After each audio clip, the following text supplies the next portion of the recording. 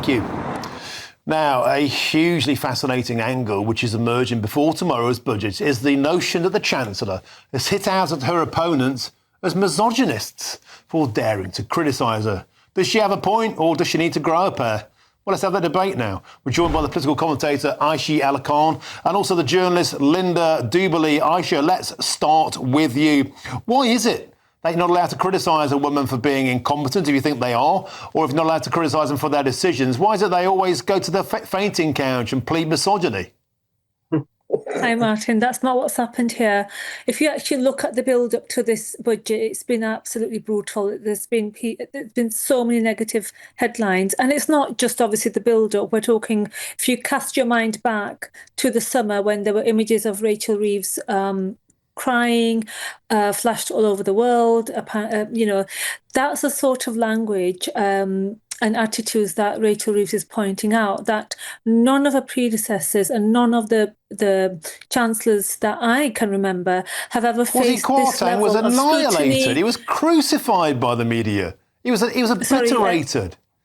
Kwasi Kwarteng was obliterated by the media as Chancellor. Now, what's he got to do with his sex? Using the internet without a VPN, a virtual private network, is a bit like taking to the road without car insurance. All it takes is one unlucky moment to cost you a lot of cash. This video's sponsor is Private Internet Access. They are the VPN to help keep you safe.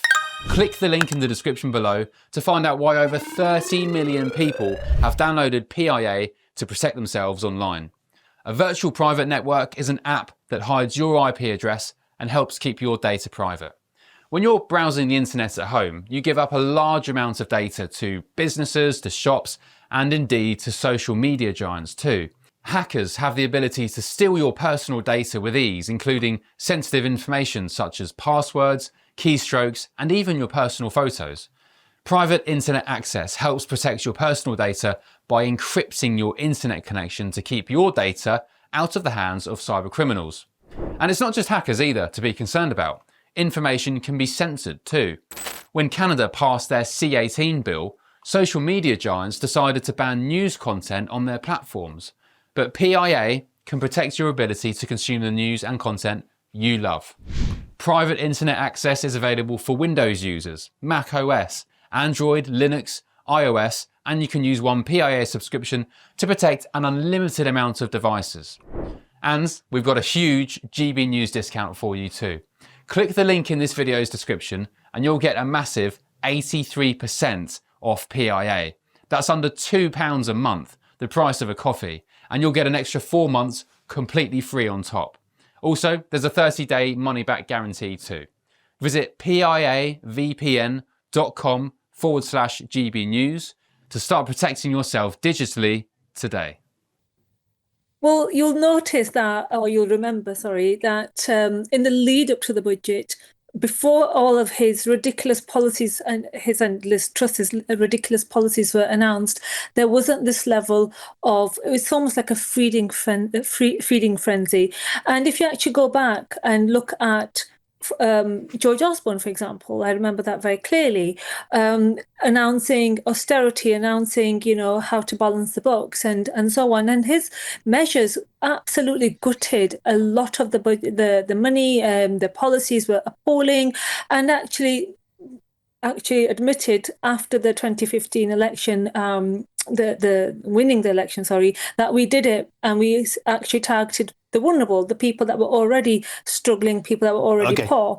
And this is something that, look, I've been following Rachel Reeves. I know her, I've met her, and nobody's actually giving her a real chance. We should actually wait till tomorrow. We only have 1 day left. Let's see what she has in store, and let's see. And then we should dissect her policies and not comment on her looks. I need to bring Linda Duberley in. Linda, what would Margaret Thatcher make of all this? And let's not forget, Liz Truss was compared to a lettuce. She was annihilated too. I put it to you, this is selective outrage from the left, as usual. It's totally, totally ridiculous. Frankly, she is the Chancellor of the Exchequer, not flipping burgers in a burger bar. She has to knuckle down. If she can't stand the heat, she should get out of the kitchen, just to stick with the same metaphor. Actually, I find it infuriating that this annoys me on two levels. First of all, there's the whole dishonesty about the budget. I'm right with James Cleverly on that one. And secondly, I think it's just... It's partly narcissistic behaviour when earlier in the day, I won't let them beat me, turning it into some kind of crusade about her. Frankly, 20, 30 years ago, I started as a young journalist in Fleet Street when Fleet Street was physically in Fleet Street. Now, that was a very, very tough environment. I've got to the finals as a political candidate in the selection process. That too is difficult. And when Rachel Reeves says to me or to the viewer and to everyone else, well, you know, everyone can have a meltdown. It's just that I have to have mine on television. Let me know. I've actually lost family members in the middle of a news bulletin at Sky News. And I keep going. And actually, I simply do not believe, not for 1 second, that personal problems cause that breakdown in the House of Commons. You simply have to learn to put a brave face on it and keep going. Battle on. That's what my mother would say to me. Battle on. Aisha, that's the point. This isn't misogyny, it's snowflakery. No, it isn't. And somebody who's actually been through that level of scrutiny and just that level of to pull your socks up, where's your empathy? And also Rachel Reeves, she's actually inherited this huge black hole. There's so much riding on this. Of course, there's going to be things that people don't agree with, but to criticize her appearance, to complain and to say that she's failing the country just because she showed emotion, to actually now say, well, she's incompetent, and look at the comments that people have made online, things like, oh, Rachel from accounts.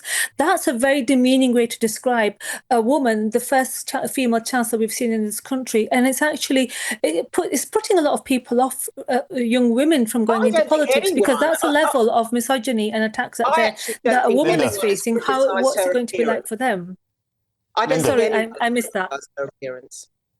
I don't think anyone has criticised appearance. There's been headlines in the Daily Mail saying she looks terrible. There's been commentary by Dan Hodges. She looks worn out. That's true. She does look worn out because she's letting everything show on her face. She has to learn. This is a tough, tough world, and she is in a tough, tough game. And at the moment, she is losing. And actually, she's losing it. And she needs to get on top of her game, and she needs to sound convincing. Otherwise, the viewer won't believe her, the voter won't believe her, and most importantly, maybe the financial markets won't believe her. She needs to get on top of her game. That is the most important thing. I haven't finished. At the moment, she is failing in that regard. She just needs to toughen up. Have you finished? Because... Go on then, a quick word, Aisha. I don't want to stand in the way of this one, or I get a slap. Rachel has actually mentioned the misogyny from both sides. So she's not just saying that I'm only getting it from the Conservatives. She's actually mentioning that she's getting it from our side as well. So this isn't just her having a go at her opponents. She's actually saying it across the board. And I completely believe that she will have definitely faced people making comments about her ability as a chancellor, her looks and so on. So I think we should actually wait till tomorrow. That's my message to everybody. Let's see what is actually in store with the budget, and then start dissecting and analysing her policies. Okay, we have to leave it there. Thank both of you, Linda Duberley and Aisha Ali Khan. Both perspectives there. A nice, firm and fair debate. Thank you. That was excellent. Thanks for your company.